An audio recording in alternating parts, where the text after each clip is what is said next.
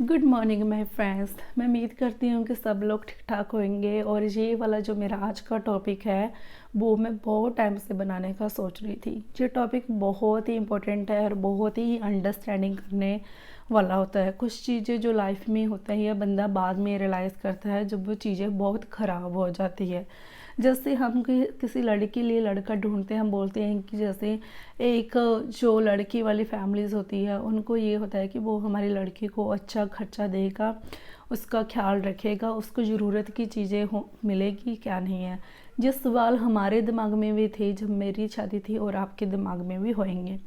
पर जब हम चीज़ें सोचते हैं कि कई बार जब वो मदर्स बनने की बारी आती है, कई बार उस हस्बैंड वाइफ के रिलेशंस जो होते हैं वो कुछ ठीक नहीं चलते हैं। कई बार हमें कम्युनिटी बोलती है चलो बेबी प्लान कर लो, लड़के का ध्यान इधर हो जाएगा। मान लो कुछ कुछ भी प्रॉब्लम्स है फैमिली में या जो कुछ उसकी पर्सनल प्रॉब्लम है, जो कुछ भी हो सकता है, तो कई बार फैमिलीज बोलती है चलो कि बेबीज़ हो जाएगा तब सब चीज़ सुधर जाएगा, ऐसे हो जाएगा, बहुत सारी चीज़ें होती है।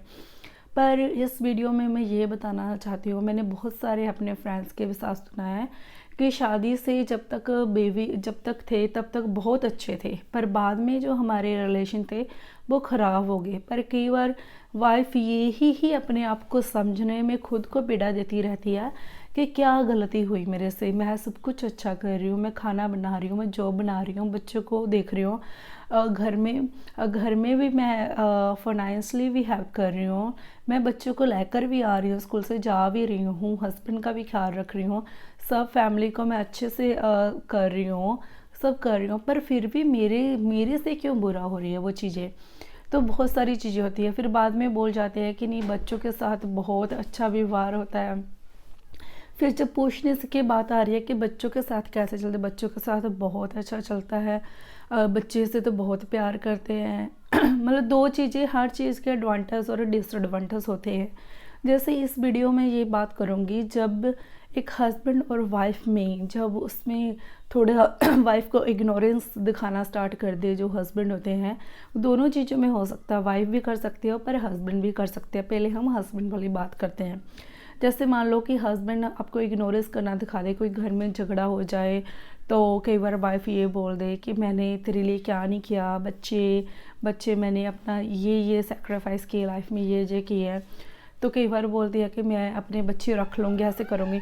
तो ये कॉमन सी चीज़ है। तो वहाँ पर हस्बैंड कई बार बोल देते हैं, जब घर के कोई बंदा बोल देता है कि ये बच्चे तुम हम पीछे से लेकर आते ना, तो वो जब जब एक लड़के को अपनी माँ के लिए इतना हर्ट हो सकता है, मान लो किसी कोई और औरत के लिए हर्ट हो सकता है, तो जो वाइफ आपकी है उसको भी तो हर्ट होएगा ना, बिकॉज वो भी स्टिल वो भी मदर है ना। कई बार हम इस चीज़ों का ध्यान नहीं रखते बोलने से पहले, अपने शब्दों का उच्चारण करने से पहले। तो इस टॉपिक में ये मैं कहना चाहती हूँ कि जब भी आप बच्चे प्लान करते हो, कोई बेबीज प्लान करते हो, पहले एक हस्बैंड और वाइफ को बैठकर उसको, जो अगर वाइफ को कोई कंप्लेंट है अपने हस्बैंड के साथ, वो दोनों बैठे और दोनों अपनी चीज़ों को बताए कि मेरे को ये ना आपकी चीज़ अच्छी नहीं लग रही है। वाइफ को भी और हस्बैंड को भी बोलो कि मुझे ये आपकी चीज़ अच्छी नहीं लगी। अगर मान लो कि आप बता भी नहीं रहे हो और आप जो अपना नेचर हो इग्नोरेंस रख रहे हो, आप एटीट्यूड रख रहे हो, दूसरे बंदे को जो होता है ना उसको मेंटली परेशान हो जाता है। वो बंदा बंदा बोल रहा है कि मैं क्या करूं, घर में नेगेटिविटीज़ आ जाती है, मैं कैसे इन चीज़ों को करूं। तो मेक श्योर जब भी लेडीज़ कोई बेबीज़ प्लान कर रही हो, पहले एक बार अपने हस्बैंड को जाने, रैदर देन आप कम्युनिटी किसी ने, अपने घर वालों की सुनो, लोगों की सुनो कि बेबी प्लान करने के बाद, बेबी आने के बाद कुछ बदल जाएगा। ऐसा कुछ नहीं होता। जो इंसान आपके लिए, एक पर्सन के लिए नहीं बदला, तो वो बच्चों के लिए कैसे बदल सकता है ना। ऐसे कैसे हो सकता है। इसका मतलब ये है कि वो उस इंसान को सिर्फ बच्चे पैदा करने तक आपकी ज़रूरत थी, बाद में आपको ज़रूरत ही नहीं है उस चीज़ के लिए। ये ना बड़ा इम्पोर्टेंट टॉपिक है।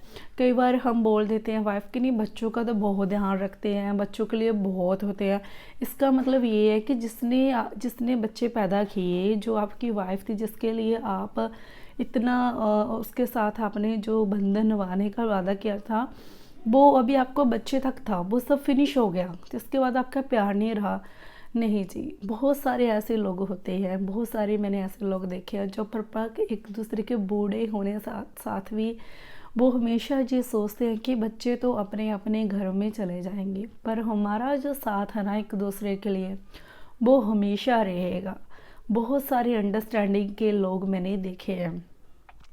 तो मैं अपनी बहनों को ये और अपने फ्रेंड्स को ये कहना चाहती हूँ, जब भी आप बेबी प्लान करें, आप अपने हस्बैंड को, दोनों का म्यूचुअल डिसीजन होना चाहिए कि हम बेबी को केयर करने के लिए अभी सशक्त हैं, अभी हम पूरी तरह से प्रिपेयर हैं उसकी चीज़ों को, उसके खर्चे को उठाने के लिए।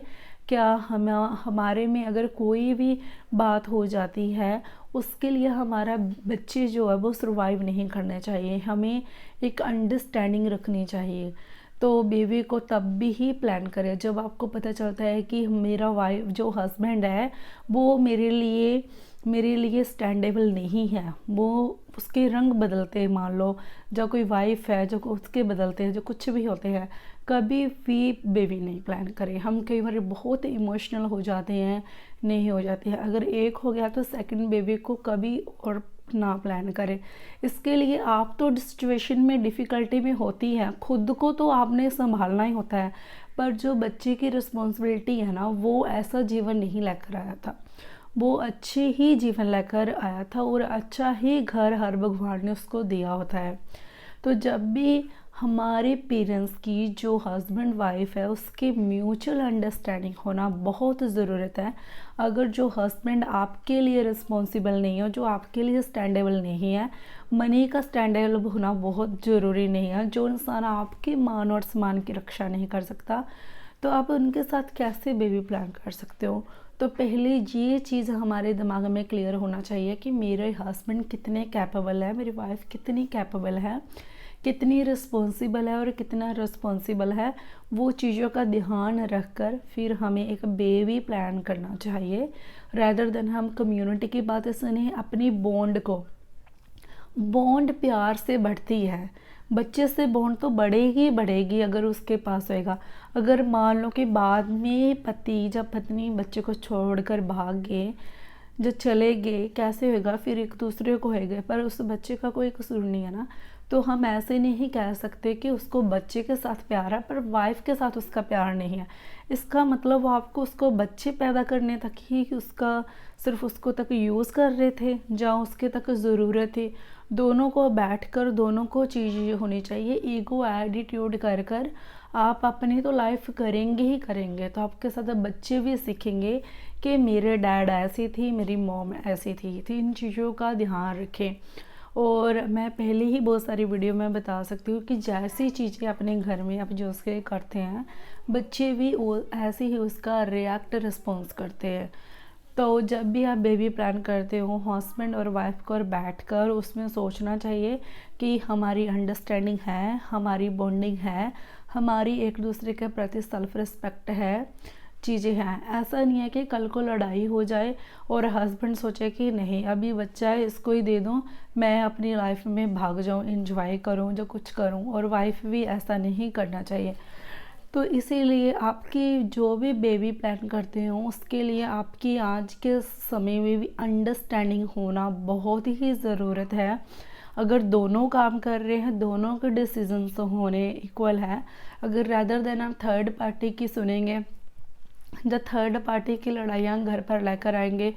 जो प्रेगनेंसी होती है ना वो कभी इमोशनली नहीं होती है, मदर्स फादर्स बाश में बहुत इमोशनल होते हैं, पर जो डिसीजन आप लाइफ में लेते हैं ना वो इमोशनल बेस नहीं होने चाहिए, वो बॉन्डिंग के बेस, सेल्फ रिस्पेक्ट के बेस होने चाहिए और अंडरस्टैंडिंग के बिहार पर होने चाहिए। अगर आप इस चीज़ के मेरे साथ सहमत हो, इसका मैं सेकंड पार्ट भी लेकर आऊँगी। और स्टे ट्यून विद मी, और मुझे लाइक करें और शेयर करें, सब्सक्राइब करें, और इसी के साथ मिलते हैं नए किसी वीडियो के साथ। Thank you.